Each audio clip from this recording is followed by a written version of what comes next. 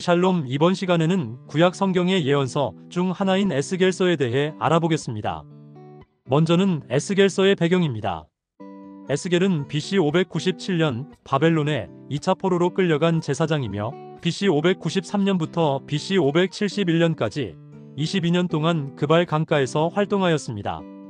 그는 환상과 상징 행동이 가득한 예언자로 하나님께서 그를 무려 93번이나 인자야라고 부르셨습니다. 이는 인간의 연약함을 상기시키는 호칭입니다. 이제 전체 내용을 5개로 나눠 살펴보겠습니다. 첫째로 1장부터 3장입니다. 주제는 엄청난 부르심이 좋겠네요. 에스겔은 하늘이 열리는 환상을 보게 됩니다. 내 얼굴과 날개를 가진 생물, 눈으로 가득한 바퀴, 사파이어 보좌, 그리고 하나님의 영광이 나타납니다. 그는 엎드려 소명을 받습니다. 하나님께서는 인자야, 너를 반역하는 민족에게 보내노라 하시며 두루마리를 먹게 하십니다. 그 맛은 꿀처럼 달았습니다. 이후 에스겔은 파수꾼의 사명을 받습니다. 악인에게 경고하지 않으면 그 책임은 에스겔에게 있다고 하셨습니다. 둘째로 4장부터 24장입니다. 주제는 예루살렘 멸망을 예언하다가 적절하겠네요. 에스겔은 다양한 상징 행동을 통해 예루살렘의 멸망을 예언합니다. 흙판에 예루살렘을 그리고 왼쪽으로 390일, 오른쪽으로 40일 동안 옆으로 누워 포위를 상징합니다. 머리카락을 자른 후 3분의 1은 불태우고 3분의 1은 칼로 치며 나머지는 바람에 날려 백성의 운명을 나타냅니다. 아내가 죽어도 울지 않음으로써 성전 파괴의 충격을 상징합니다.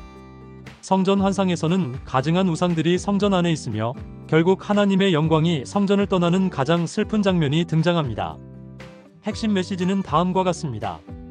각 사람은 자기 죄로 죽는다는 개인 책임 18장, 하나님께서 키워주신 백성이 배신한 비유 20장, 예루살렘의 죄 목록과 마가설자가 없었던 현실 22장, 결국 BC 586년 예루살렘은 함락되며 예언은 성취됩니다.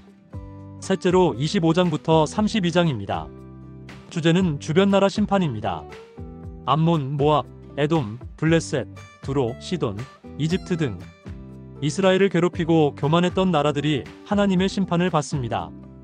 특히 두로 왕은 사탄의 타락을 암시하는 인물로 묘사되며 하나님의 동산 에덴에 있었다는 표현이 등장합니다. 넷째로 33장부터 39장입니다. 주제는 회복의 약속이 좋겠습니다. 33장에서 예루살렘 함락 소식이 전해지며 메시지는 심판에서 회복으로 전환됩니다. 34장에서는 나쁜 목자들을 비판하며 하나님께서 친히 양을 치시겠다고 선언하십니다. 이는 메시아의 약속으로 이어집니다. 36장에서는 새 마음과 새 영을 주시겠다는 약속이 등장합니다. 37장에서는 마른 뼈 환상이 나타납니다. 뼈들이 연결되고 살과 가죽이 덮이며 생기가 들어가 큰 군대가 됩니다. 이는 이스라엘의 부활과 회복을 상징합니다. 38장과 39장에서는 곡과 마곡이라는 미래의 적이 이스라엘을 공격하지만 하나님께서 직접 개입하여 완전히 멸망시키십니다. 다섯째로 40장부터 48장입니다. 주제는 새 성전 환상입니다. 40장부터 42장에서는 녹 같은 사람이 성전을 측량하며 자세한 치수가 제시됩니다. 43장에서는 하나님의 영광이 동쪽에서 돌아와 성전으로 들어옵니다. 이는 11장에서 떠나셨던 영광의 회복을 의미합니다. 44장부터 46장에서는 제사장 규정과 절기들이 소개되며 동쪽 문은 닫힙니다. 47장에서는 성전 문지방 아래에서 생명의 강이 흘러나옵니다.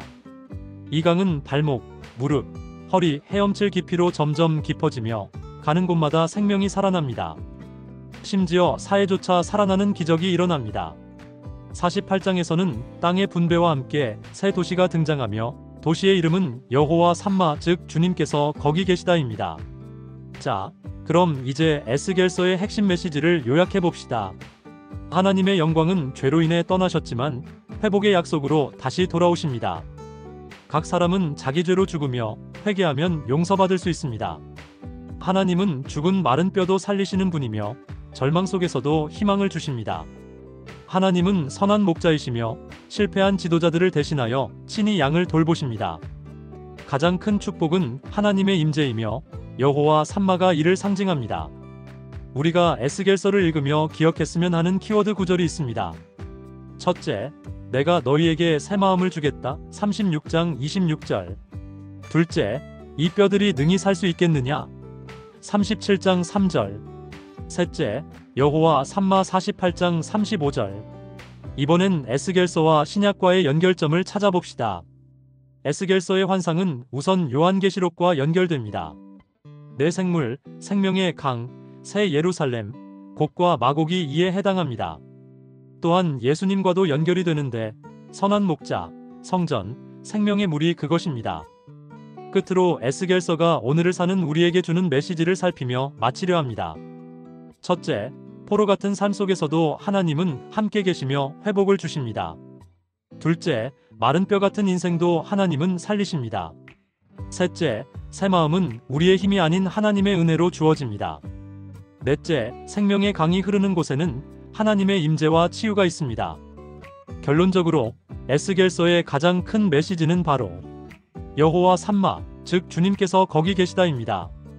예수님과 동행하는 우리 삶 속에 주님이 함께 하십니다. 감사합니다.